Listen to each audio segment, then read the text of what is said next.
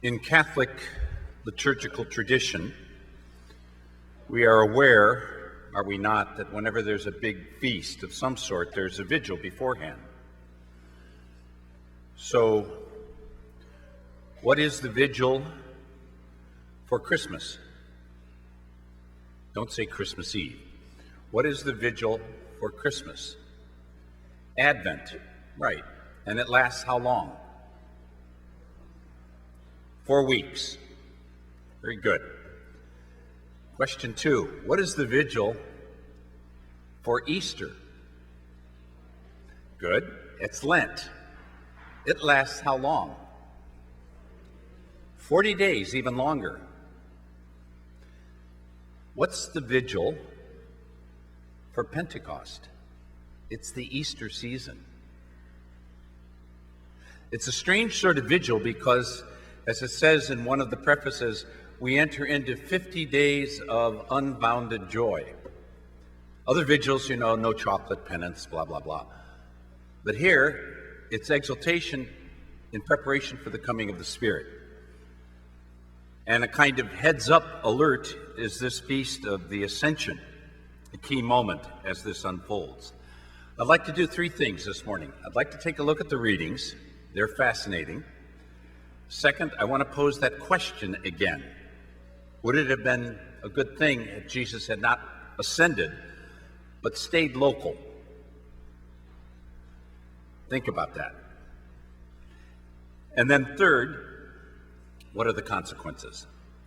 So let's do a quick look at the readings. Today we have a very unusual thing. We have the beginning of a book and the end of a book. Our first reading was the beginning of the Acts of the Apostles. The Gospel of Matthew was the end of the Gospel of Matthew. So there is a way in which we're kind of summing it all up. And in that first reading, addressed to Theophilus, Theophilus, Philia, Philadelphia, city of brotherly love, put aside the murder rate. Philia is the love of Theo, God. So this book is being addressed to all of us, every lover of God, called Theophilus. It says he was taken up into the heavens, and it describes a couple things that I'll just mention them because I think they're really fascinating. It says, I don't want you to depart from Jerusalem. So they do stay, and they're in the upper room, and that's where Pentecost takes place. The disciples say to him, Lord, now this is after he's risen from the dead, all right? He said, Lord, are you at this time going to restore the kingdom of Israel? They're still hunkering off after a political solution. Might even be, Lord, are you going to, can we go after the people that screwed you over? And he says, no, please. You don't know the time or the date. Forget all of that sort of stuff. But you will receive power. And the kind of power you're going to receive is not political. The kind of power you're going to receive is personal. Another way to say it, when you walk the talk and you do it as a community, you have a tremendous impact. And then it goes on and it says a few other things, but the line that I really love here is, suddenly 2 men dressed in white garments beside them, they said, the men of Galilee, why are you standing here looking at the sky? There's one translation, it's not official, but I like the word. Instead of looking at the sky, you know what the word is? Gawking. Why are you standing here gawking? Get with the program. It's the kind of challenge that's there. The gospel, we'll leave the second reading out for a second. It says here, the 11 disciples went to Galilee to the mountain. This is the Gospel of Matthew. The mountain is what? The location where people are closest to God, especially in Matthew. In Luke, you have the Sermon on the Plain, the level ground. Here in Matthew, you have the Sermon on the Mount. All right? A little bit later, the Transfiguration is on the Mount of Transfiguration. So once again, it's like an alert. We're about to have some type of special revelation from God. And then it says they worshiped him, but they doubted. You might say, how can you worship and doubt? Well, look in the mirror. We do it all the time. We do it all the time. Lord, I believe, help my unbelief. Lord, I really want to believe in the resurrection, but I don't feel like it today. Lord, I'm going to forgive my enemies, but I hate the sucker. We have this kind of ambivalence that goes on all the time. And what he does then is he gives them power. He says, I want you to go to all nations. Now remember, he was speaking primarily at this point to Jews. There was the elect, not all the nations. So all of a sudden you have this push to the universal. If someone asks you, do you think that God wants the whole world to be Christian? Today we live in a great respect for pluralism and inclusivity, and so my answer is yes. Yes, not forced, not coerced, not pushed on people, but drawn by a witness of joy. Who would not want that shared universally? Secondly, baptizing them. Baptizing.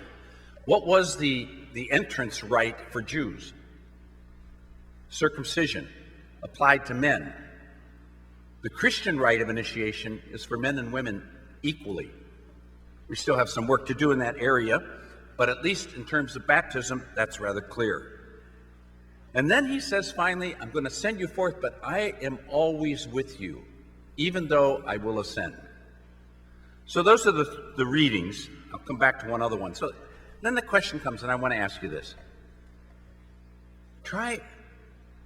This is kind of hard to do in your head, but try to imagine what it would be like if Jesus continued to make these regular appearances, broke bread with people, so on and so forth, but never ascended.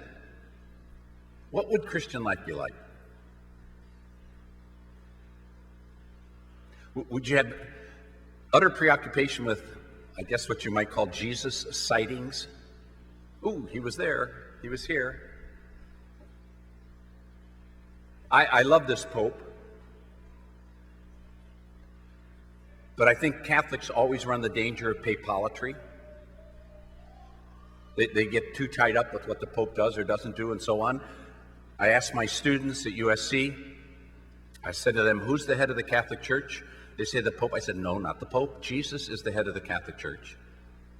And if the Pope gets out of line, the Pope's in trouble. Jesus is really central.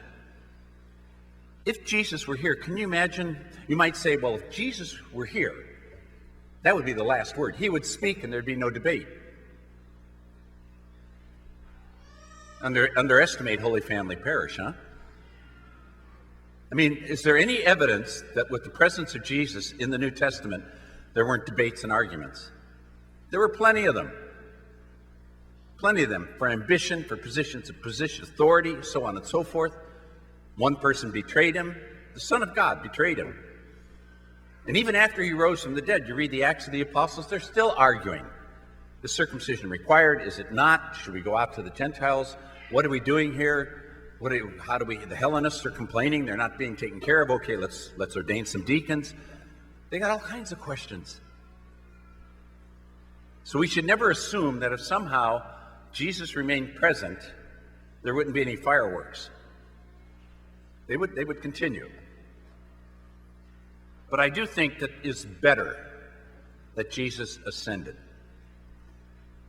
I want to give you one example of why this is the case. I don't know how many of you have at your bedside Thomas Aquinas' Summa Theologicae, just for kind of reading that helps you to doze off. But in the third part of the Summa, please stay with me. At the third part of the Summa, St. Thomas asked the question, should Jesus have ever written anything down? I mean, he didn't have books then, but you could say, should Jesus have written any books? And as Thomas starts, he says, well, some people would argue yes, because if he wrote books, then his teaching would last to the end of time. I mean, it was really good paper, or papyrus or whatever. It would last to the end of time. Another one is, the old 10 Commandments were carved in stone. Remember the movie, The 10 Commandments? Right there. Carved in stone. So why not the new commandments? Why not carve them in stone, write them down? Or the third one, if you wanted the truth to be taught accurately, it couldn't be distorted. If it were written down, it would be much more accurate. And then Thomas says, no, it's better that Jesus did not write any. And he says, now why? He gives three reasons. One, he says, the more excellent the teacher, the less they write. Forget this about universities, put that aside. The more excellent the teacher, the less they write, because they write on the heart of their students. They don't write books. They write on the heart of their students, like Socrates did. Socrates wrote nothing. We learn about him from his successor. Second reason, the excellence of what he was to teach. There's no way you could adequately capture it in words. So, I mean, it would be an illusion to think we're going to write these books and that'll take care of it. Even great books, they move the heart, but nothing moves the heart more than a person. And then the third reason he gives, if books were passed on, and here's the key, and you see some of those people, they stand on corners. Haven't you met them? They hand out the Bible and so on. I always tell them, I got 20. If it was just a matter of handing out the book, what's the cost to you and to me? So he goes back and he says at the end, he says, Christ is the head, we are the body. He has the body write books and witness.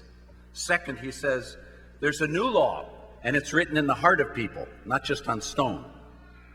And then finally, he says, anyone, this is so cute, Thomas, anyone unwilling to believe what the disciples wrote would also have refused to believe what Christ himself had written. Let me go back to that basic point.